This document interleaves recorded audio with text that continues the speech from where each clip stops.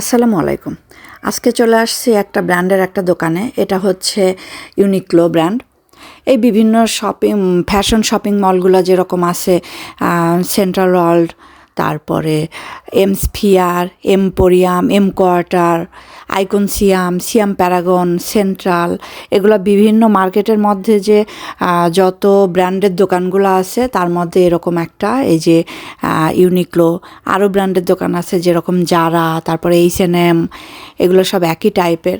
তো এটা হচ্ছে ইউনিক্লো। এখানে বিভিন্ন ধরনের কাপড়, তারপরে প্যান্ট, গেঞ্জি, জুতা, হ্যাট, বেল্ট, মোজা, এগুলো সব ধরনের জিনিসগুলাই এখানে পাওয়া যায়। কোয়ালিটি বেশ ভালো, এই জন্য একটু এক্সপেন্সিভও, একটু দাম বেশি, অনেক যে বেশি তাও না।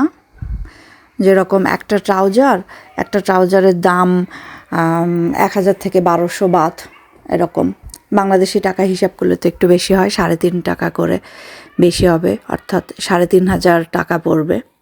প্রচুর ইউরোপিয়ানদের দেখেছি আমি এখান থেকে জ্যাকেট, ট্রাউজার, এই জিনিসগুলো কিনতে। আমি তো ভাবতাম যে আসলে থাইল্যান্ড তো সারা বছর গরমের দেশ, এখানে কেমন করে শীতের জামা কাপড় বিক্রি হয়। তো তো দেখলাম যে না, ইউরোপিয়ানরা এসে এখান থেকে কিনে নিয়ে যায়।